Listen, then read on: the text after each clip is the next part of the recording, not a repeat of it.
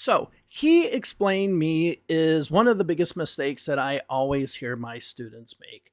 And it is putting explain me or explain him or whatever, putting it right after the verb explain, whatever our object is in that sentence. Or is it an object? And that's what we're going to talk about today. So, we're going to explain the rules behind the verb explain. And then with that, you're going to have a lot more new information and it's going to be great. But also at the end of this video, you're probably going to hate me. So just get ready for that. So let's go ahead and get into the video. Hi, my name's Dave. Welcome to Dave's English. And if you're ever interested in taking lessons with me, you can just go to my website, davesenglish.com, and sign up for lessons on the front page of my website. In addition, if you like what I say here, go ahead and do a super thanks in the discussion down there. Anything that shows that you appreciate the information I give you on here is greatly appreciated, right? So thank you all very much, and subscribe and like this video. Please comment below. Tell me what you think about this video once you're done watching it. And yeah, looking forward to your feedback. Now, before we get into explain itself, we need to talk about some grammatical concepts. And the first one we need to talk about is a transitive verb. Now, a transitive verb is just simply a verb that requires a direct object. Now, you might be asking yourself, what is a direct object? Well, a direct object is something, an object, that receives the action or receives the verb. So, for example, I might say, I threw the ball. I threw the ball. In this situation, I am the subject. I am doing the action of throwing. That's the verb. And the ball is what's receiving the throw. Okay? So that is what a direct object is. It's something that receives the verb. Now, there are things called intransitive verbs where you don't require a direct object. So for example, you could say, I slept.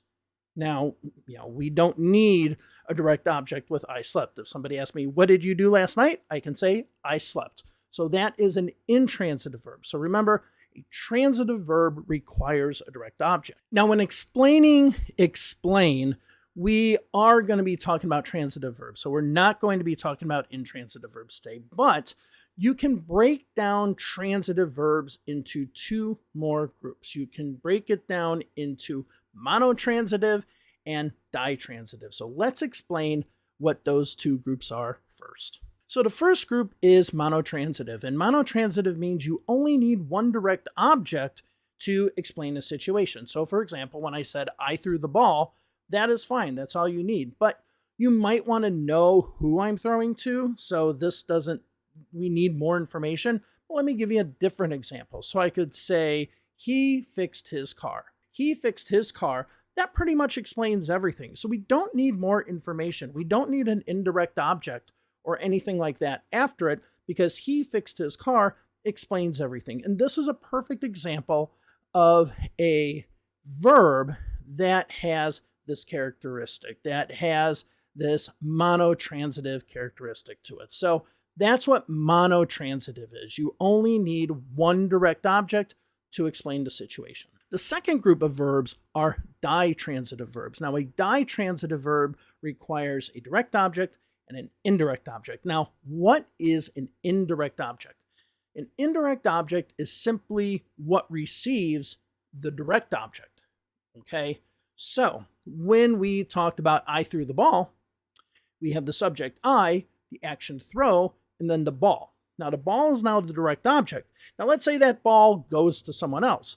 This is when I use an indirect object. So, technically, when you put an indirect object in a sentence, you will put it after the verb, but before the direct object. So I would say, I threw Mike the ball. However, we can also put this in a prepositional phrase. We can say, I threw the ball to Mike. Both of those sentences say the exact same thing, but technically in the first sentence, that is being used as a direct object within the sentence embedded in there. The second one is being used as a prepositional phrase. So you do have these little bits of differences, but they're both saying the same thing. But what's important here, and what you want to remember, is that the whole idea behind a ditransitive verb is that you have a direct object and an indirect object, And the main thing to remember is that the indirect object receives the direct object. That's important. So if we put an indirect object into a prepositional phrase, we usually use that with the prepositions to and for. So the example I gave you, I threw the ball to Mike, we use to. However, I can say I baked a cake for John. Okay, I baked a cake for John. We can then change that and have it in the middle where we did before. And I could say I baked John a cake. So you can see in that situation, even with for, we can use that as a ditransitive verb. All right, now let's go ahead and look at the word explain, because that's what this video is all about, is about the verb explain.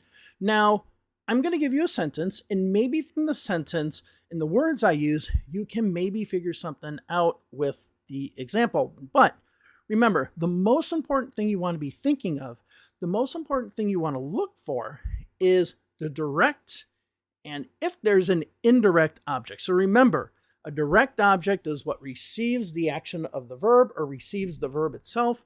An indirect object receives the direct object. Now, let me give you the sentence. John explained his illness to Mike.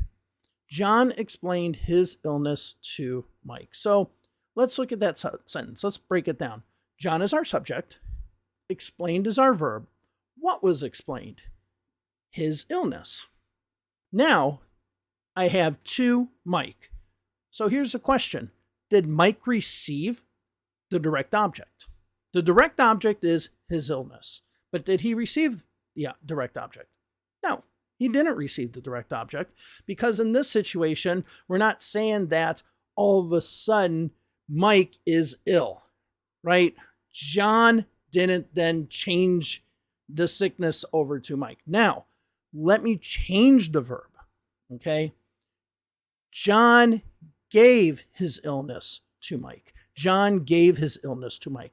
Now, in this situation, did the illness transfer over to Mike? Yes. Now Mike is sick. So in that second sentence, we actually can say John gave Mike his illness. Now, in that first sentence, because the illness didn't go to Mike, we can't do that. So therefore, Mike is not an indirect object. Mike is instead what's called an object of a preposition. So we can't say John explained Mike his illness. We can never say that. We have to say John explained his illness to Mike, because Mike is not an indirect object there. So remember, this whole idea of receiving the direct object will really impact if that is an indirect object or not, and then determine if it is a monotransitive or ditransitive verb. So hopefully that will help you when it comes to understanding explain. So when it comes to explain, the main thing you want to remember is that you're going to say subject, explain, and then you're going to say what you explain, and then it will usually be the preposition to someone. The preposition is going to be connected to an object that is not an indirect object in the sentence. So I hope that helps you out a little bit. So with that being said, I'm sorry. I'm really, really sorry, because after what I'm going to tell you now, you're going to hate me. You're going to probably take to drinking, and you're probably going to just say, you know, what the hell's going on with English? I'm just saying right now, I'm sorry. It's not my fault. It's the English language's fault. Why it does crap like this, I don't know. It doesn't do it often, but in this situation it does. And I'm just going to tell you now, I'm sorry. I am sorry. Okay, so the next verb we're going to talk about is tell. Now, tell is a verb that a lot of students have problems with. They think that it's an intransitive verb and will say, I told that I wanted to go to the store. Okay, that's wrong. It is a transitive verb. So we have to say, I told him that I wanted to go to the store. That is important. So let's go ahead and talk about tell. So then in a few minutes from now, you can really hate me for telling you about tell. So the first sentence I want to talk about is he told me about his problems. Now, let's break this down. Okay, so we have he as our subject. We have told as our verb. Me is our direct object. Now we have the preposition about. Now remember when we were talking about indirect objects that we use for and to. Well, this isn't for or to, this is about.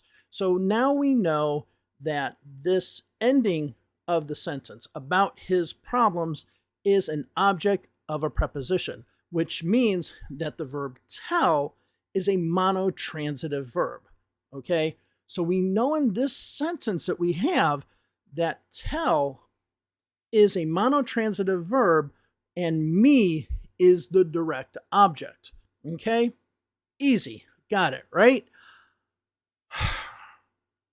All right, now it's time to just throw a monkey wrench into all of this. And again, I'm sorry. I'm really, really, really sorry. I don't mean to do this, but I'm sorry. I'm just sorry. All right. So here we go. He told me his problems. He told me his problems. So you don't hear any prepositions in that sentence. So that means it is a ditransitive verb. Okay, that's fine. That's fine. But now let's break down the sentence. He told me his problems. He told me his problems. So he is our subject. Told is our verb. Now, our direct object is what? His problems. Remember in the first one, he told me about his problems. Me was the direct object. Now, all of a sudden, we have the same sentence and the direct object is changed because he told me his problems is correct, is grammatically correct. But now all of a sudden, his problems becomes the direct object of this sentence. Whereas when we said he told me about his problems weren't even an object in that sentence. They were just, an object of the preposition. And we only had one, monotransitive verb in there. So what happens with tell is when we change it from monotransitive to ditransitive, it all of a sudden changes what the direct object is. And it's like, again, this is why I said, I'm sorry, because this makes no sense why this happens, but it does happen. And wow. So I didn't mean to confuse you more, but I confused you more. Now, if you're just wondering, it's always best for me, I think, to always have who you're telling as your direct object and then just have an object of the preposition after that.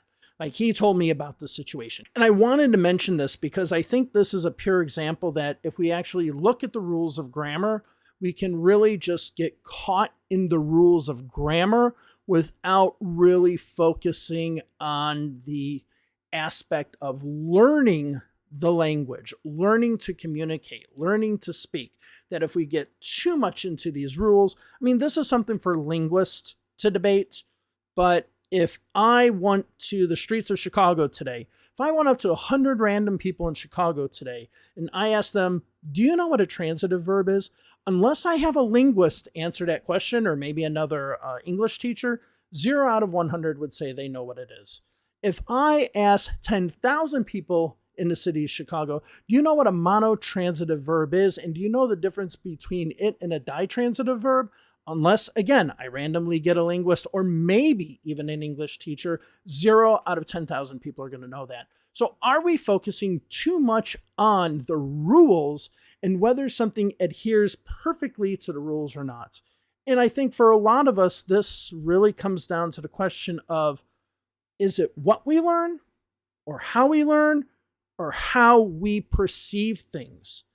And I just want to throw that out there today because I think this video is a perfect example of when you go really far into the rules, you don't know what you're going to find and you just come out more confused than before. And it would just be better for you to memorize to say something a certain way and then just say, that's it. I don't need to get into why something is. It's just explain, he explained, whatever they explain to whoever or whatnot. All right, so that's all I wanted to talk about today. I wanted to explain this to you, right? Explain this. There we go. Because it's just a big problem. And I see a lot of students talk about this. Now, if you have any other questions about any other verbs that have some sort of characteristics that are a little bit unknown to you, first, see if what I just told you works. Try to figure out if it is a transitive or intransitive, and that's about the deepest you need to go. And in reality, don't even worry about the name transitive or intransitive. Just ask yourself, does it need a direct object or not? That's it. That's it. And from there, you can probably get it. However, if there are any verbs that you're having problems with, list them down below, and maybe I'll do a video about all of those and talk about which ones need a direct object or not, and what kind of direct object that they need. So thank you all very much for joining me. Have a wonderful day wherever it is you are, and I will talk to you later. Bye-bye.